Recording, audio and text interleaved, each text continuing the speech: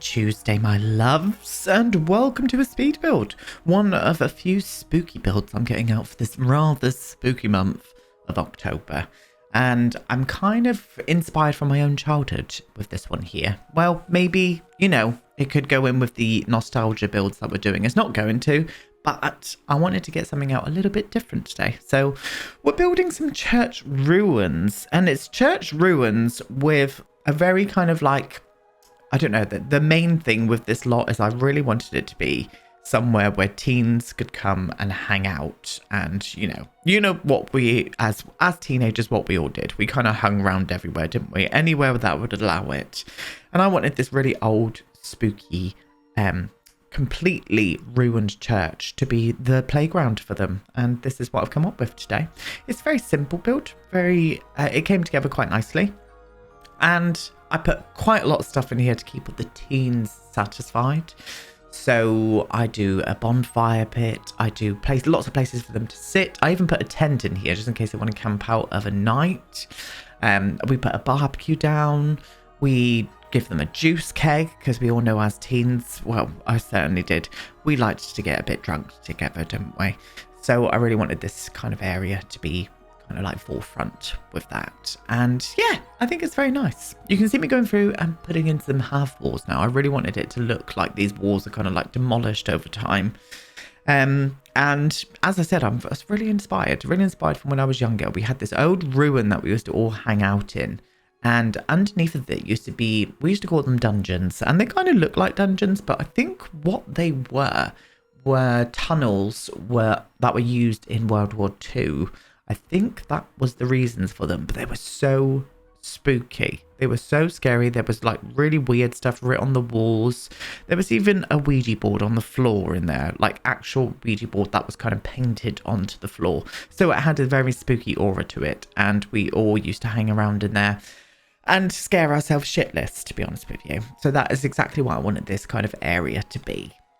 An area where teens can just come hang out and all get scared together and hang out together. And I think it looks good. I think it came together really nicely.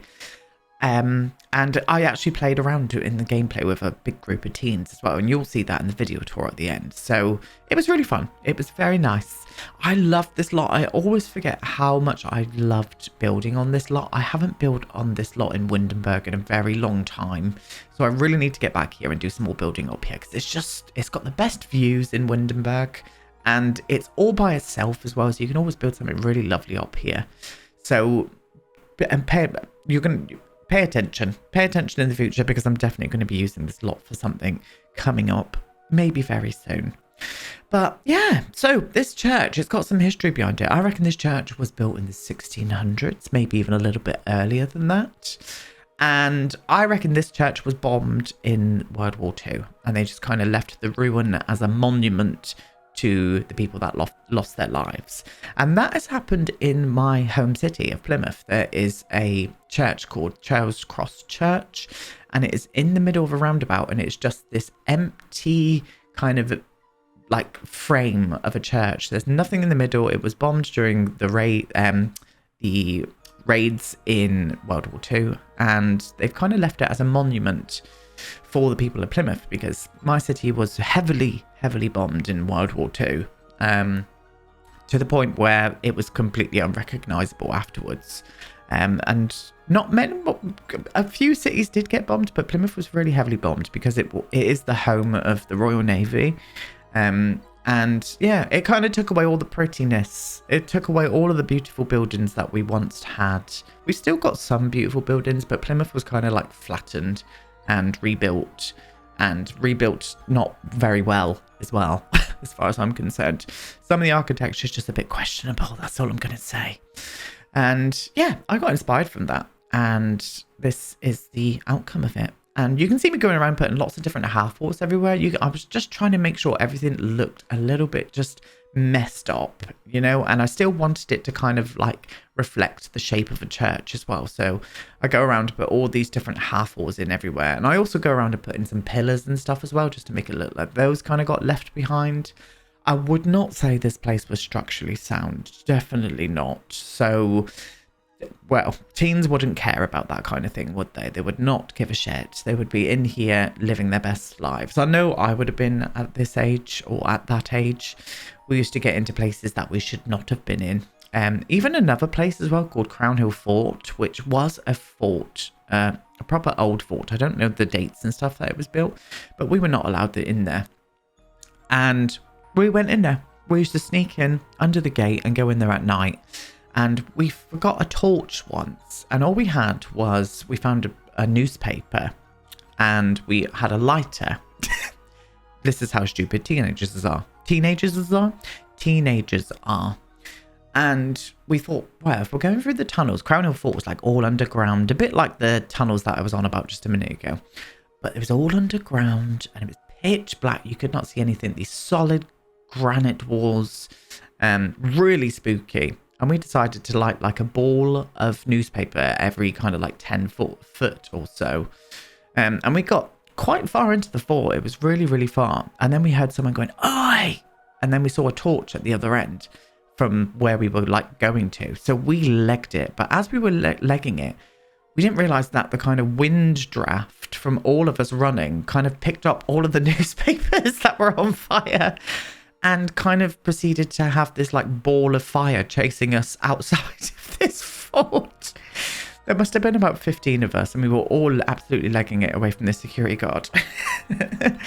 And with a big ball of fire at the end of it. He must have thought, what the hell is going on there? There's like this big group of teenagers and this fireball chasing them. But he never caught us. We were too fast. We were gone, you know. But again, stupid decisions that teenagers make. Just thought I'd share that one with you. So that kind of thing would be happening here, I would imagine. These teens would be getting into a little bit of trouble in this area. But yeah, it's really quite atmospheric as well. It's quite atmospheric at night, this area. I've also put lots of different things on the lot types as well. So it's cursed, it's haunted, it's got everything that you would need, really. What other things? Creepy crawlies. Like you honestly wouldn't want to spend a lot of time here, to be honest, but I think it just adds into the spookiness of the storyline. Now, I decided on putting up these roof pieces, but I actually changed them a little bit towards the end. I actually make the actual roof size a little bit bigger, and what I mean by that is the solid kind of underneath of it. I actually make that a little bit bigger. I just wanted it again to kind of like give a reflection of the actual roof shape and the church shape itself, so that's why I did that. Yes.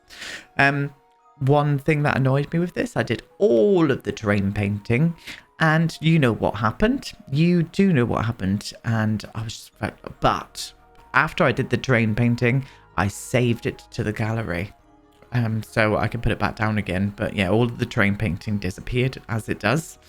But and I actually improve it once I like this here was okay. The terrain painting that I do now was okay, but I actually improve on it the second time around anyway. So screw you, Sims 4 with your bugs and stuff. I bet you with that one you're so dead.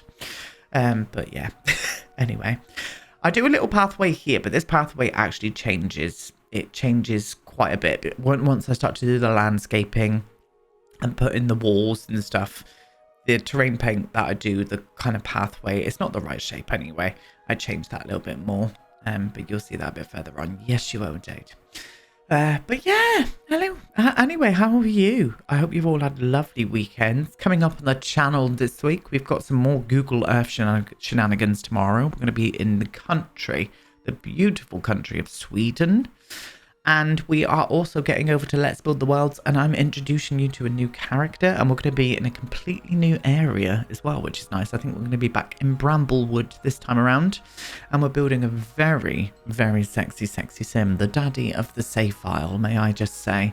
So yeah, be on the lookout for that there. Very, very excited to introduce you to him. Yes, I am indeed.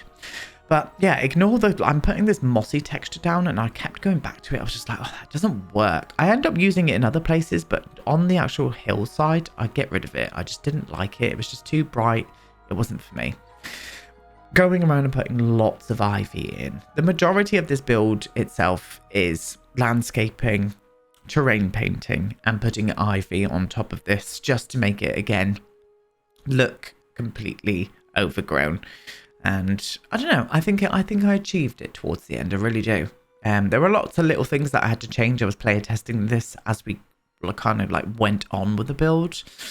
My main reasons for that was I was a bit apprehensive about the hill and access. I was a bit scared that these like teens won't be able to get up to here, but it's absolutely fine. They can get up to absolutely everywhere.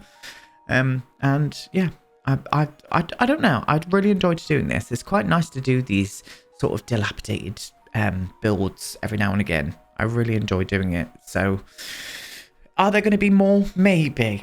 I just didn't want to build your generic kind of, you know, haunted house that you see every year. It just wasn't for me. I didn't want to do that. So the spooky builds that are coming up are going to be a little bit different here and there, I would imagine. So yeah, not too much. Not too many of them are coming. I think I'm going to bring another one out next week.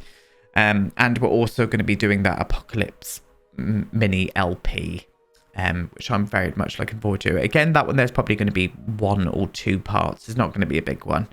I'm going to delve into a bit more LP or Let's Playing next year after Christmas. So be on the lookout for that, darlings. But yeah, more ivy. Putting ivy everywhere, inside and outside, may I add, just to really, you know, bring it home. And I think I achieved it. Really did.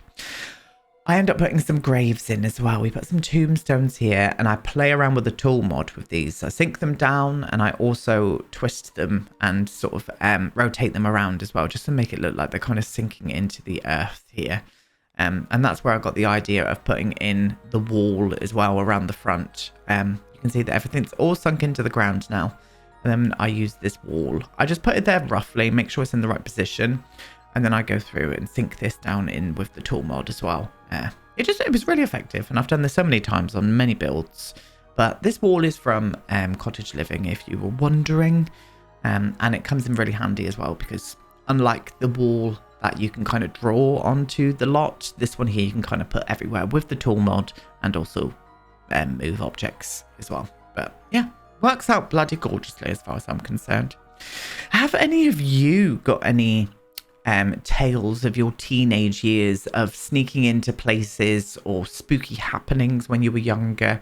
Let me know down below, and I know the community would love to hear everybody's stories as well, because I know I do.